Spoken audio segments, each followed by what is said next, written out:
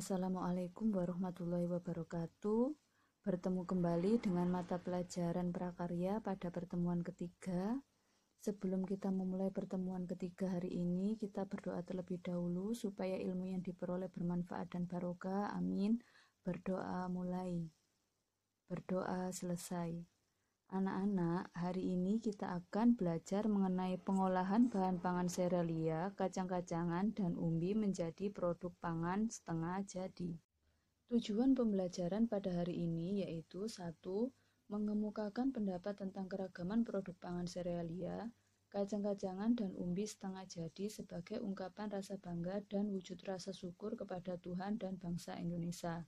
2. Mengidentifikasi jenis, manfaat, dan teknik pengolahan serta memahami pengertian produk pangan setengah jadi dari bahan pangan serealia, kacang-kacangan, dan umbi berdasarkan rasa ingin tahu dan peduli lingkungan. Apa sih pengolahan bahan pangan, olahan pangan setengah jadi, dan pangan olahan itu?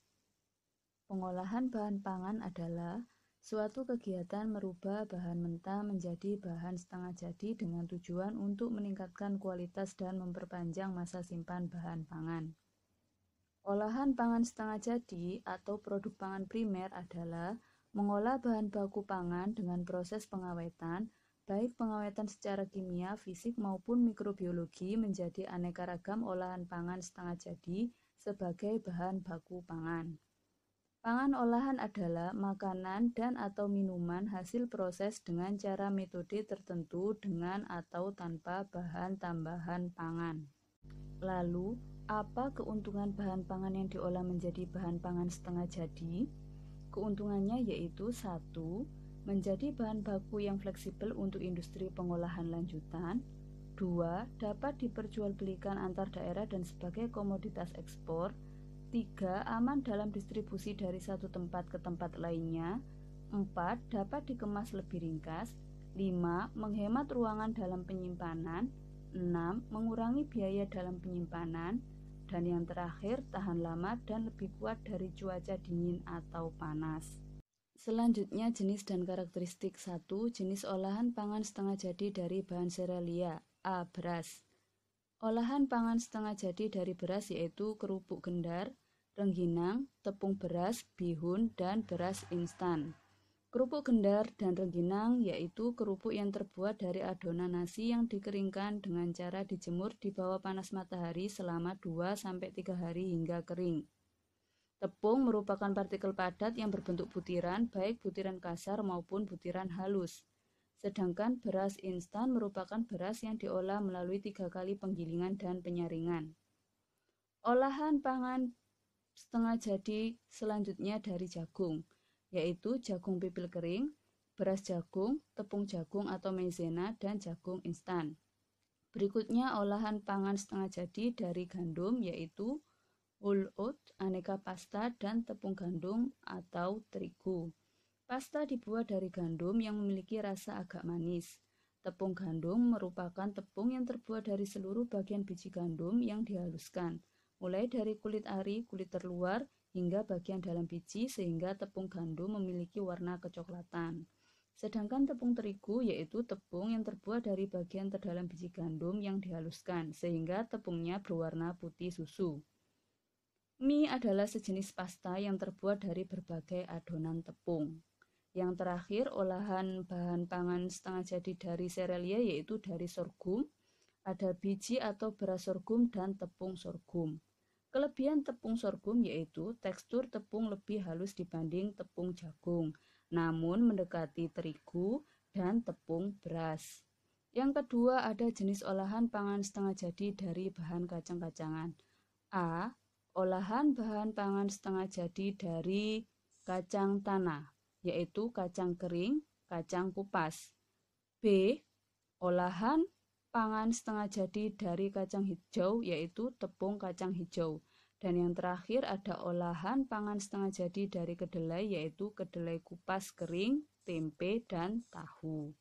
3. Jenis olahan pangan setengah jadi dari bahan umbi. A. Ubi jalar. Olahan pangan setengah jadi dari ubi jalar yaitu pati ubi jalar, gaplek atau irisan ubi kering, dan tepung ubi jalar ungu. B. Singkong atau ubi kayu. Olahan pangan setengah jadinya yaitu kerupuk tete, keripik singkong, gaplek, tiwul instan, beras singkong, tepung tapioka atau pati, tepung singkong, dan tepung mokaf. Tiwul yaitu nasi yang berbahan dasar dari gaplek. Tepung mokaf yaitu tepung singkong atau ubi yang dibuat dengan cara fermentasi.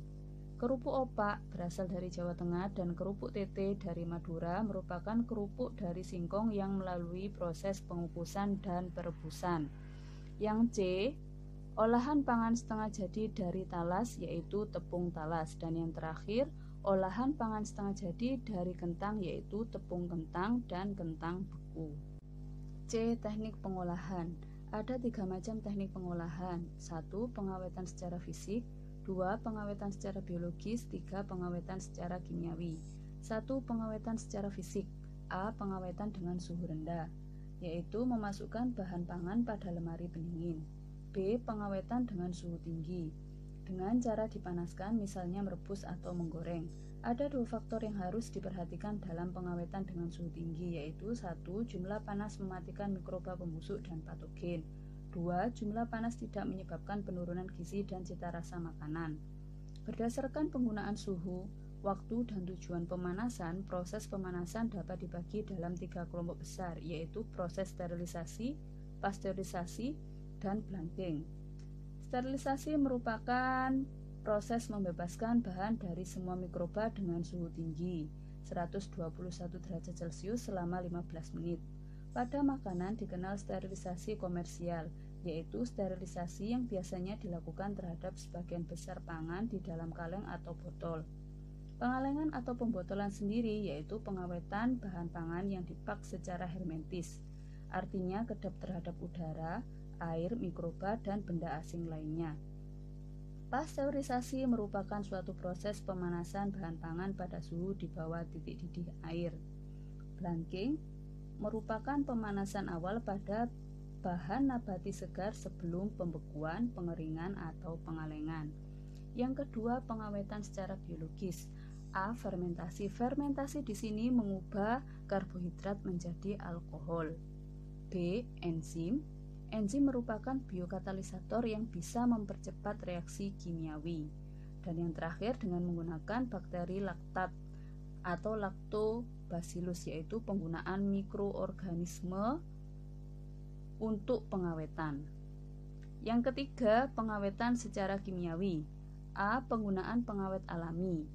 Penggunaan pengawet alami ini contohnya gula, garam, cuka, kunyit, dan sebagainya.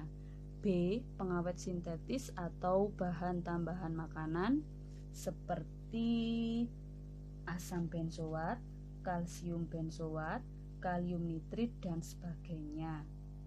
Dan yang terakhir dengan pengasapan. Berikutnya tahapan pengolahan. Ada 4 tahapan pengolahan, yaitu yang pertama perencanaan, kedua pembuatan, ketiga pengemasan atau penyajian, dan yang keempat evaluasi. Pada tahap perencanaan, kita mengidentifikasi kebutuhan dan menyusun ide atau gagasan. Pada tahap pembuatan, kita mempersiapkan alat dan bahan serta proses pembuatannya. Pada tahap pengemasan atau penyajian, kita menyediakan wadah penyajian atau kemasan sesuai dengan kesehatan dan estetikanya. Dan pada tahap evaluasi, kita merasakan hasil produk dan mengevaluasi seluruh proses untuk perbaikan. E. Penyajian dan pengemasan. Pengemasan produk pengolahan pangan setengah jadi hendaknya kedap udara. Tujuannya agar makanan yang disimpan dapat bertahan lama dan produk tidak mudah terkontaminasi bakteri. Umumnya, kemasan produk pengolahan pangan setengah jadi yang digunakan adalah plastik yang dipres atau ujung plastik dibakar dengan api lilin. Anak-anak, sekian materi hari ini. Jangan lupa like dan subscribe.